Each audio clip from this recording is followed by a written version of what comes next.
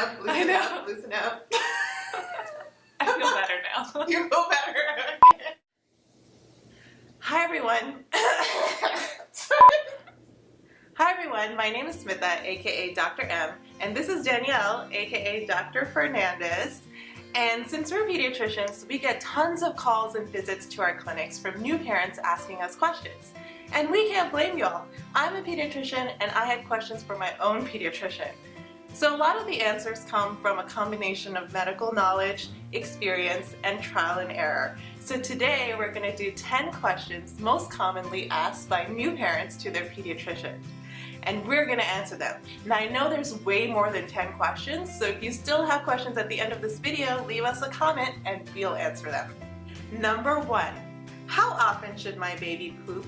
What color should it be? When should I worry? So when a baby is first born, the stool is dark and black, and this is known as something called meconium.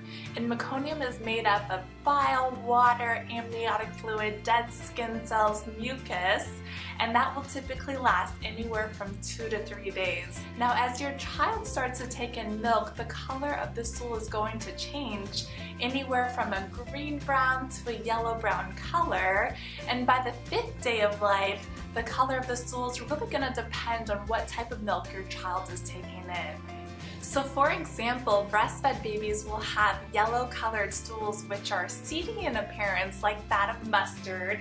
So this is what it's going to look like. And yes, this is mustard. And formula-fed babies can have a variety of colors ranging from green to yellow to brown to tan, and these are all perfectly acceptable. So you're going to see this brown color, which is like that of chocolate, and that's perfectly fine. And then you're going to see this tan color, and this is peanut butter, and these are all perfectly acceptable. Breast milk is easily digestible, so pretty much breastfed babies are going to have more stools in a day than formula-fed babies. So breastfed babies will typically have at least 2 to 5 stools in a day, and sometimes you can see a stool after every feeding, so don't be surprised if you see 8 to 10 to 12 stools in a day. This is fine. So when is your poop not normal? So when the color of the stool is black or chalky white, or when you see blood or mucus in the stool, that's when you should contact your provider. So number 2, does breastfeeding make my child smarter? Well, Danielle, I was formula fed and look how amazing I turned out.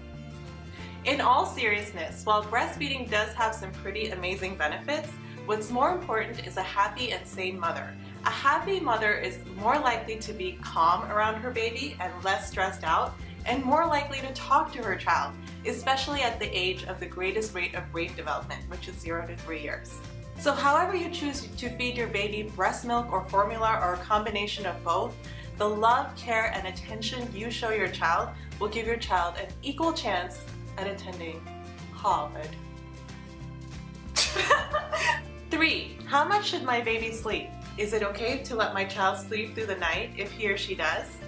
So newborns from 0 to 3 months of age can sleep anywhere from 14 to 17 hours in a given 24-hour period. Most newborns don't sleep more than 2 to 4 hours maximum at one given time. And this results in a very irregular and unpredictable schedule for the newborns and very exhausted parents. So it's important in the first 2 months of life to wake up your baby every 2 to 3 hours at night for a feeding. Close to around 6 to 8 weeks of age, your child is sleeping more during the night and less during the day. And closer to 6 months of age, your child is capable of sleeping a good 8 to 12 hour stretch at nighttime.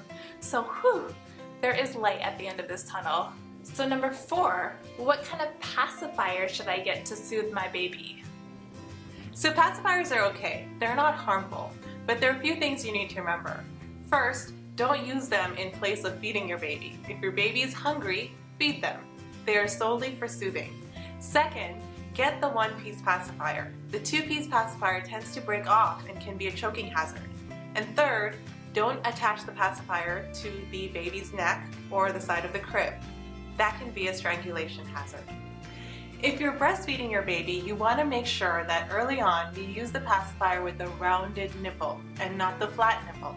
The rounded nipple more closely resembles your breast and won't create nipple confusion later on. And finally, remember that eventually you will have to wean your child off the pacifier.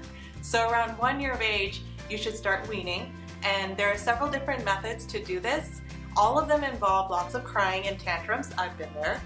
But what worked best for me is cutting little holes at the end of the pacifier, which kind of defeats the purpose of the pacifier because you don't get that suction anymore and your child loses interest. Sneaky, sneaky. 5. Is spitting up normal? So how do we reduce spitting up? Well, one thing you can do is to keep your child in an upright position while they're feeding and keep them like that for about 30 minutes after the feeding has completed. Another thing you can do is to burp your child frequently. So burping prevents air from accumulating within the stomach. And another thing you can do is to feed your child smaller amounts and frequently. So when is spitting up a problem? It's a problem when your child is not gaining weight, when they're having difficulty breathing, when they're refusing feedings, and when you see blood and or green fluid coming up in the milk through their mouth. My baby won't stop crying. What do I do? If you've tried everything else to soothe your baby, including feeding and changing their diaper, and they still won't stop crying, they may have something called colic. Sorry, kid. Colic is when a healthy, well-fed baby cries for 3 or more hours per day, for 3 or more days per week, for 3 or more weeks or longer. Parents are often found walking around in circles or wanting to bury their head in the sand.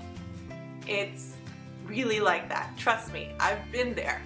Colic can last from about 3 weeks to 3 months of age. Now I know what you're thinking. 3 weeks to 3 months? That's a long time. So there are a few things we can do for colic. If you've ever read Dr. Harvey Karp's book, The Happiest Baby on the Block, he talks about something called the missing 4th trimester. This is a theory that he came up with suggesting that babies are born a trimester too early, where they're still not well equipped to deal with life outside the womb, so they end up crying and crying for the first 3 months of life. So he comes up with this idea called swaddling, shushing, and swinging. So first, this is what I would do with my child. You would wrap and swaddle your baby so it replicates the tight quarters of the womb. Second, I would put on a white noise machine, and that was the shushing part. So that replicated the many sounds of the human body that the baby was used to hearing for 9 months. And finally, I would put my baby in the ergo baby carrier or just swing her a little bit, so that would be the swinging motion of when your baby is in your belly all those 9 months and had the swinging of you walking around. So that really gave my child some relief. And if you're wondering, swaddling, according to the American Academy of Pediatrics, is not harmful if done right. So don't wrap the baby too tight. Make sure there's enough room for the baby to move around a little bit in there. And stop swaddling by 2 months of age, and always put your baby on the back to sleep. Number 7, can I take my baby outside? So there's no hard and fast rules about taking your child outside. That myth about keeping your child inside for several weeks is false. In fact, we do encourage you to get fresh air not only for your newborn, but also for yourself. But there are several precautions that you need to take before you take your child outside. So number 1, be careful not to overdress or underdress your child. A good rule of thumb is to dress them in as many layers as you yourself are wearing, plus bring an additional jacket or blanket. Number 2, avoid direct sunlight. Because your baby's skin is really sensitive at this time, make sure you bring a hat or an umbrella. Number 3, avoid crowded places or public places for a few months, as it does increase the risk of infection. These precautions are for healthy term babies. If your child is premature or they have a medical condition like a weak immune system, then you should speak to your provider to know when you should be taking out your newborn. Number 8, what do I tell those who come visit my baby? Any precautions? So it's okay to have people come visit your baby, but you want to make sure that those who are sick wait until they get better. You especially don't want people with a fever coming and touching your child. The other thing you want to make sure is that everyone washes and sanitizes their hands before touching your baby, especially if they've been outside or around other children. And finally, you want to make sure that in the first few months when people come visit your baby that they're vaccinated against something called Tdap, which is the pertussis or whooping cough vaccine. Whooping cough is especially dangerous to newborns, and it's really heartbreaking to watch them go through that. Number 9, how do I take my baby's temperature? And what do I do when he or she has a fever? So there are a few ways to take a temperature. Rectal temperature is preferred in children less than 3 to 4 years of age, as it is the most accurate way of determining core body temperature. Once your child is old enough and can tolerate an oral thermometer, then that would be the preferred method. Other acceptable ways are under the arm, which is the axillary region, and in the ear as well. So a fever is a temperature more than 100.4 degrees Fahrenheit or 38 degrees Celsius. In children less than 3 months of age, if your child gets a fever, you must contact your provider immediately.